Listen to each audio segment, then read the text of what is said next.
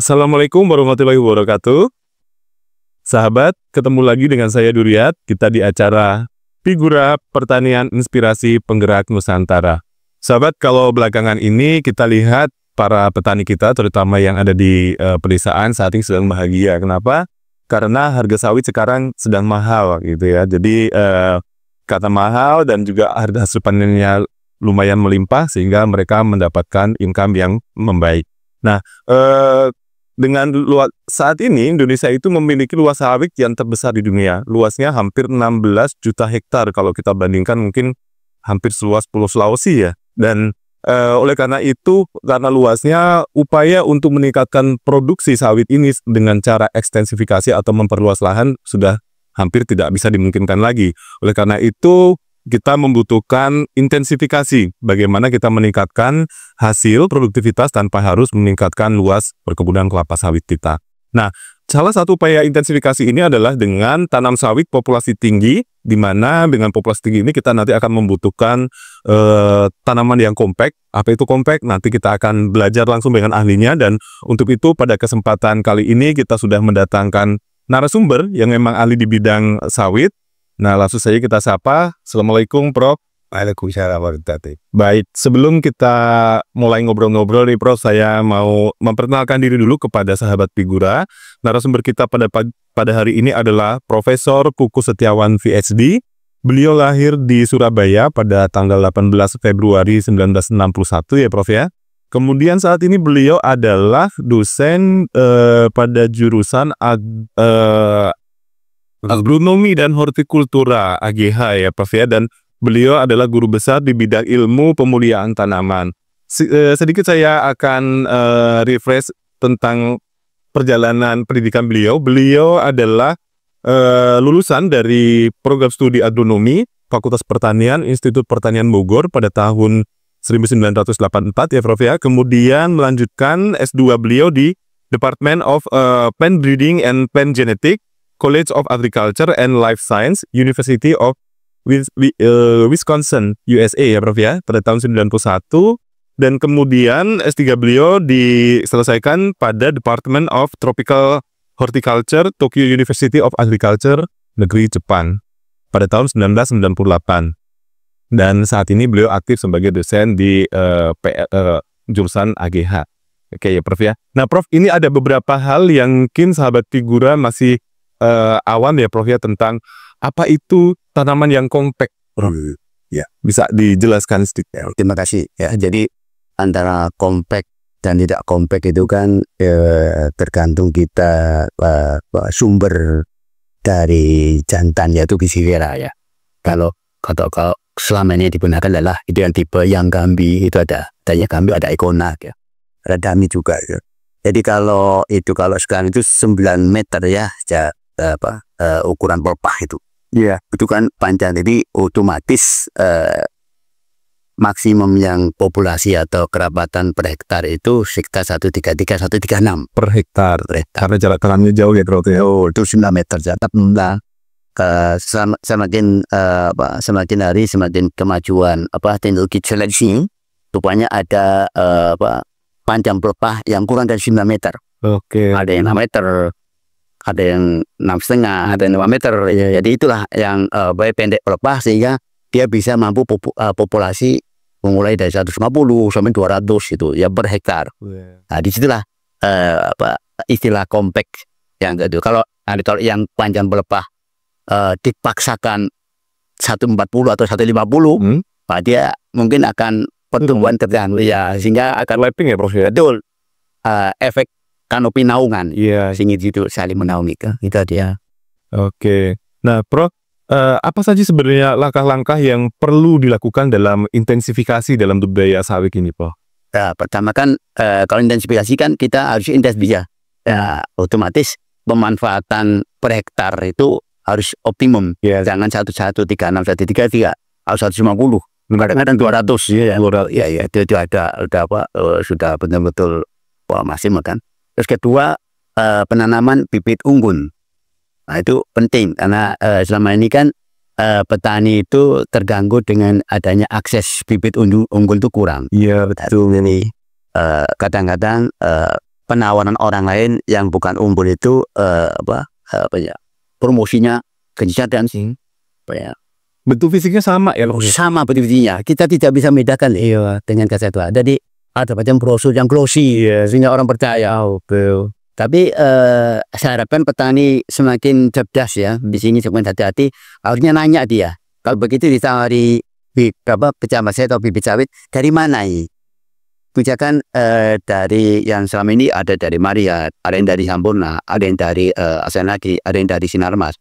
Itu mereka punya record. Oh ini silangan dura apa dengan pisir apa, ada rekodnya. Kalau nggak ada rekodnya berarti dia kurang itu kurang bagus itu aja. Petani harus itu. Dan biasanya tuh harganya sangat murah. Biasanya satu kecambah itu minimal 8.000 satu kecambah. Iya.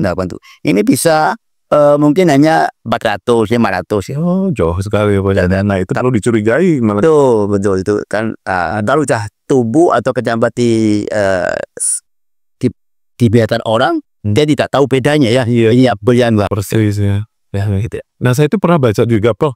Katanya kan produktivitas sawit kita itu masih kalah jauh dibanding Malaysia. Dan salah satu faktornya memang betul tadi Prof jelaskan bahwa banyak petani yang tertipu dengan bibit yang katanya unggul. Nah, ada tipsnya nggak sih, Prof, untuk menghindari? Iya, tipsnya tadi ya, satu, petani itu harus cerdas dan tahu informasi bahwa dari mana kecambah ini atau bibit ini. Terus misalkan apa duranya, apa pesivirannya, itu terikut ya sampai siapa menyilangkan, kapan menyilangkan, itu terikut ada di perusahaan itu. Jadi kalau ini saya kecambah ini jelek bibitnya, saya lihat recordnya perusahaan apa, siapa yang menyilangkan, siapa bagian yang polen tahu, semua ya. bisa kena sanksi semua di sini. Kalau sampai kualitasnya buruk bisa di tracking gitu. Itu ya tip untuk kita tidak percaya begitu aja pada glossy yang menarik perhatian bagian untuk ditambah dengan pupuk macam-macam itulah ada itu dia. Iya betul. Prof, terus salah satu dari intensifikasi pertanian ini syaratnya adalah lahan harus jelas dan sah gitu ya. Harus jelas. Itu maksudnya gimana ya, Bro? Ya ini kan di Indonesia ini sangat rentan dengan regulasi penjualan CPO yang ke Eropa atau yang ke Eropa ke Amerika. Mereka kan menghendaki lahan itu harus jelas, apalagi ada SPO, ada ISPO, macam-macam yang membutuhkan kerjaan. Jadi lahan itu jelas apakah ini daerah register atau daerah penentu taman nasional di dalam kawasan atau tanah marga. Betul, itu yang dikehendaki itu harus mungkin, dan ukurannya juga harus ada jelas. Ukurannya berapa sih? Kalau memang dia itu 30.000 hektar, ya 30.000 hektar lah.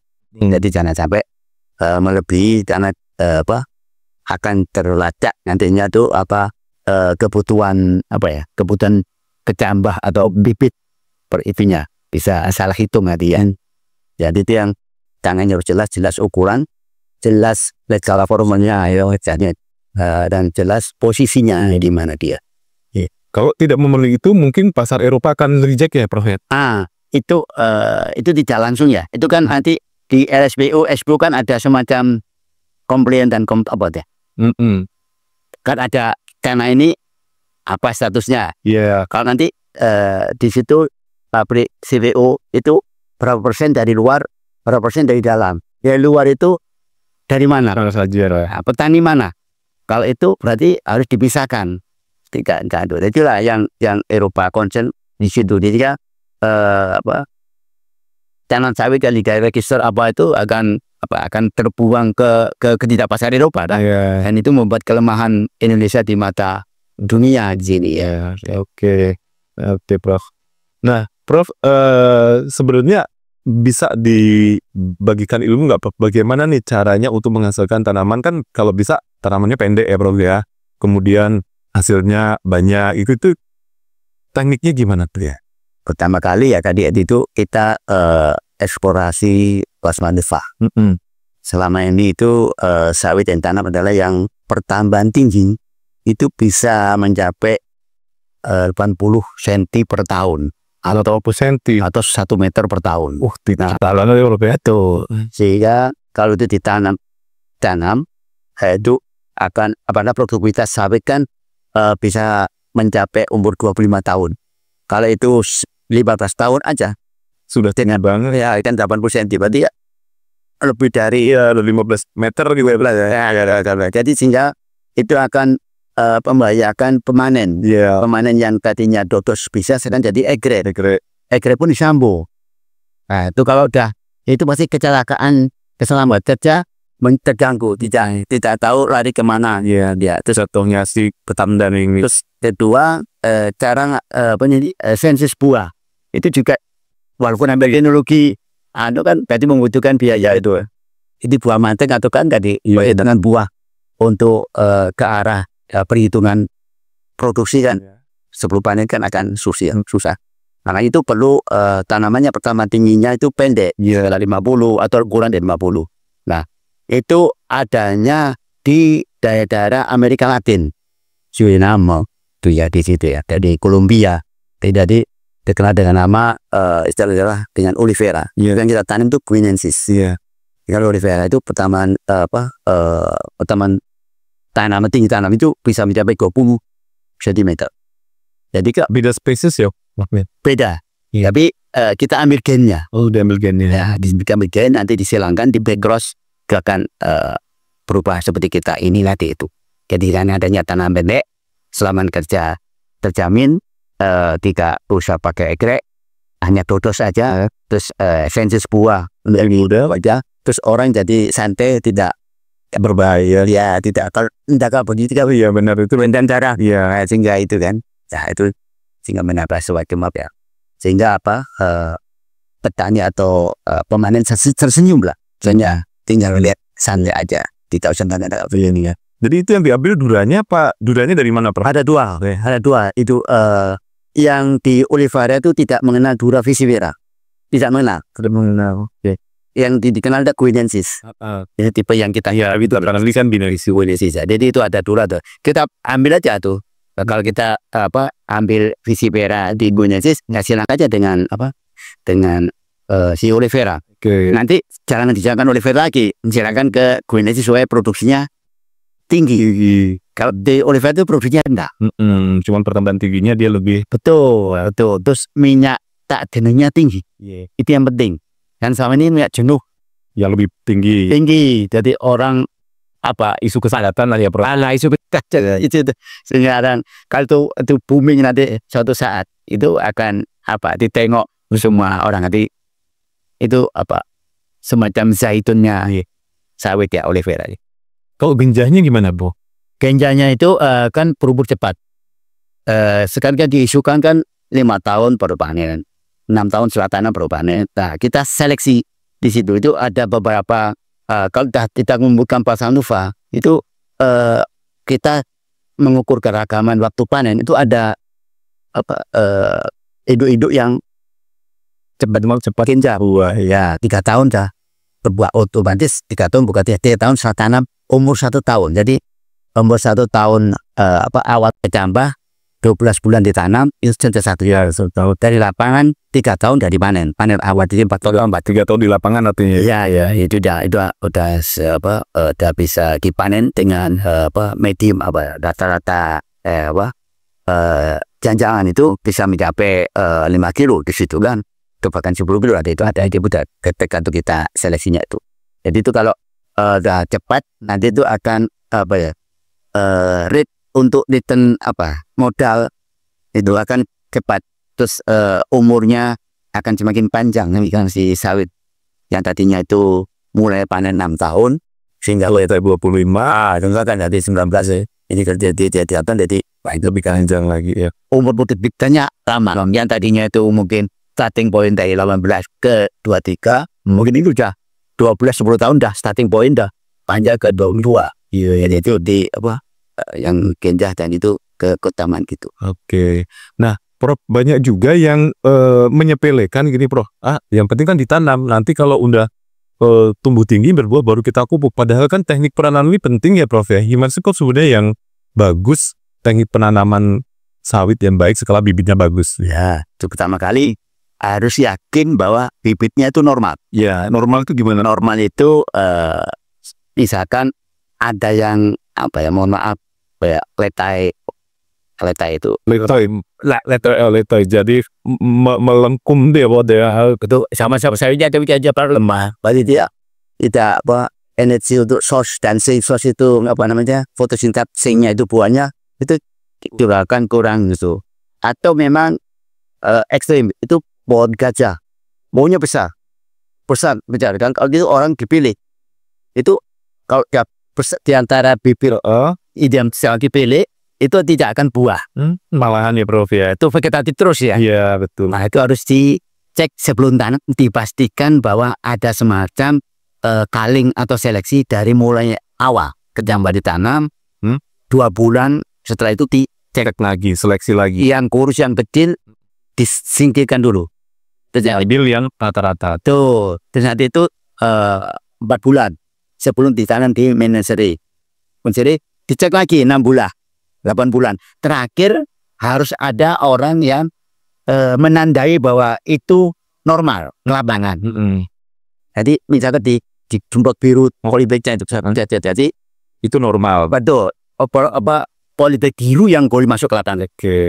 Jangan sampai polybag non biru yang masuk apa. Baca ini kan penangkut kan dia nggak lihat itunya. Jadi asal tanam aja. Itu halus. Jadi semua yang ada, semua yang tanam di lapangan terus normal. Itu kalau udah bentuknya bibit ya profesi yang tanam. Nah kalau yang bentuknya kecambah, apakah perlu diseleksi juga? Kalau kecambah kan nanti kan ada regulasi. Yang dijual adalah yang akarnya 1 cm, sudah ada tumbuh brumul tunas itu kan nggak dijual. Itu kan regulasi. Iya. Jadi otomatis normal semua. Kan sudah ada seleksi dari awal tadi kan ya. Nah, setelah itu kan di bibitan. Bibitan itu macam-macam. Ada yang karena tanahnya tidak seragam, karena penyiramannya tidak seragam, karena mungkin haranya tidak seragam. Jadi lingkungannya macam-macam sehingga dia ada ya berpengaruh terhadap bibitnya. Ya, berubah. Ada yang pendek, ada yang melintir, twisting, ada yang crinkle, ada yang kecambahnya terbalik. Ya. Jadi punya di itu kan, itu harus seleksi dulu ya. Ada juga yang bilang gini Prof, kalau kita mau lihat kebun sawit ini genetiknya bagus atau enggak, lihat seragam enggak tanaman, itu betul ya Prof ya? Kalau tanamannya seragam, ukurannya tingginya relatif sama, akhirnya dia genetiknya bagus gitu. Itu salah satu sisi betul. Salah satu sisi betul ya. Dan yang jelas itu dilihat produksi aja dia. Produksi kan akan menunjuk kepada angka kerapasan panen ya. Jadi nanti disampel, misalkan umur 3 tahun yang tadi, disampel 100 tanaman, karena supaya valid ya, 100 kan mudah. 50 boleh, tapi 100 yang enak. Tanaman, sampel itu berapa sih kira-kira yang dipanen. Kalau dipanen misalkan 30, berarti ya 30%. Dipanen 40, berarti itu aja. Kalau minta seragam tumbuhnya, tapi nggak berbuah kan? Iya. Nggak hanya satu-satunya faktor yang bisa sial itu yang kalau ya seragam tumbuhnya kita lebih baik nilai yang klonal. Iya. Itu tingginya sama di klonal, tapi kan sedikit mahal dibandingkan yang dari kecambah biji tadi. Oke.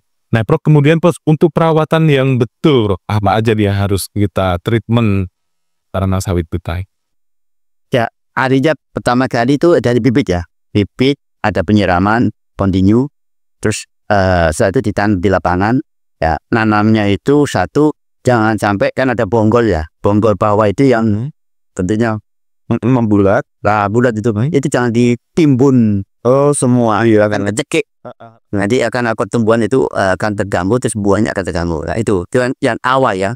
Terus kedua, kalau memang ditanam di lahan untuk yang tanaman belum menghasilkan, itu jangan sampai orang rajin memangkas pelepah. Pelepahnya kan kepingin rapi, bersih, potong aja semua. Jadi kelihatan rapi, jangan. Yang kering aja dah, yang apa? Ya dipangkas. Jadi biarkan lesuan aja itu, dia menciptakan pelepah yang banyak dengan pinggul yang besar.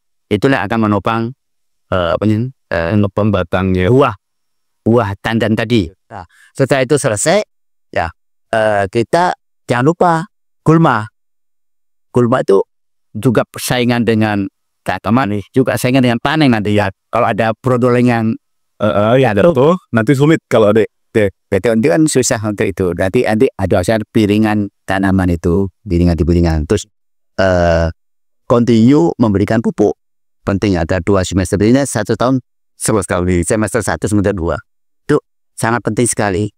Terus apalagi hitung-hitungan berbeda antara perusahaan petani berbeda. Ada yang total Borea SP36 kasih L itu ada yang 6 kilo per pokok, ada yang 9 kilo per pokok, ada yang 10 kilo per pokok. Itu tergantung kapasitas building dari bibit unggul itu. Kalau dia itu betul unggul, rekomendasi perusahaan itu menjadi 9 kilo total ya, itu 1 semester ya. Itu harus diikuti ya. Kalau enggak ya akan Masing-masing pun beda kebutuhannya ya, beda itu kapasitas buildingnya. Jadi tidak bisa ini untuk sawit petani mencatat 4 kilo per semester, tidak bisa ada di mana belinya. Ya. Terus ada juga petani itu yang karena tadi gulma merupakan saingan dibersihin semua. Itu bagus seperti itu atau sebenarnya ada gulma-gulma yang sebenarnya tidak terlalu mengganggu, Prof? Sekarang itu maju ya. Dulunya kan yang di sawit itu yang menjadi konsen tuh alang-alang. Karena memang dia sangat saingan, pertumbuhannya cepat juga hebat, kayu-kayuan. Sekarang itu pola pikir lengter atau itu lain. Jadi slashing gulma itu. Untuk bahan organik. Oh iya, cuma di slashing aja. Slashing aja, cabut gitu ya, Prof? Enggak, slashing aja dia. Jadi dia mengurangi bahan kimia dan juga akan menambah bahan organik yang sangat penting bagi tanaman dan tanah itu ya. Itu yang jadi tanah sehat dan tanaman sehat. Jadi itu bagus juga itu ya. Ada perusahaan yang slashing, ada yang enggak. Ada yang disemprot juga ya. Betul, itu ada yang saya wasankan ya di slashing. Ada yang semprot tapi jangan total gitu. Ya, nanti integrated. Iya. Kalau ini Prof, yang untuk pelepah hasil pruning itu sebaiknya memang ditungkup di gawangan mati atau disingkirkan dari lahan? Itu kan ada 2 hal ya di sini. Yang satu ditumpuk di gawangan mati untuk bahan organik. Untuk kedepannya itulah kalau replanting itu yang digunakan. Iya, betul. Gesek. Nah, yang satunya lagi untuk yang dibersihkan ya, Bang ya. Bukan dibuang tapi diparut. Dicoper gitu. Dicoper. Mungkin untuk marahan ternak, hitam. Ada integrasinya itu. Tapi itu sekarang itu pilihan ya. Silakan kalau mau ya silakan yang di kawan mati itu juga tempat nanti replanting berguna bahan organik atau memang dibersihkan dan dimanfaatkan ya, jangan sampai dibakar. Kalau hama yang utama untuk sawit apa ya, Prof ya?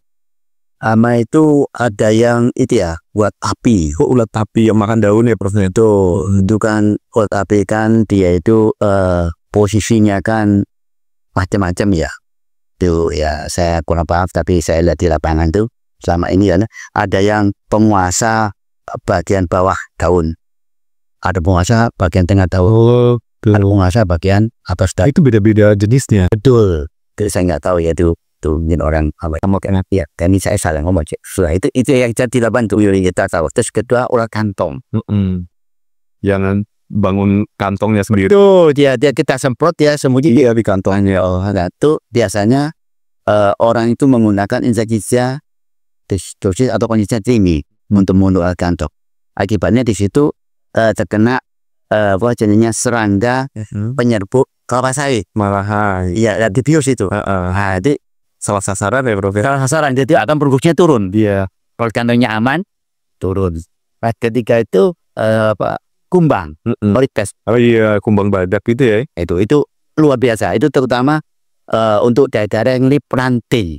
Kan yang tadi itu merobohkan tang, jadi chopping, terus dia itu terdekomposisi, terus terbau oleh kumbang. Iya, yang dewasa. Dewasa dia itu berpikir bahwa kalau bau dekomposisi organik, dia itu ingin breeding di situ. Oh gitu, meletakkan telurnya. Betul itu kan. Jadi berkembang biak di situ.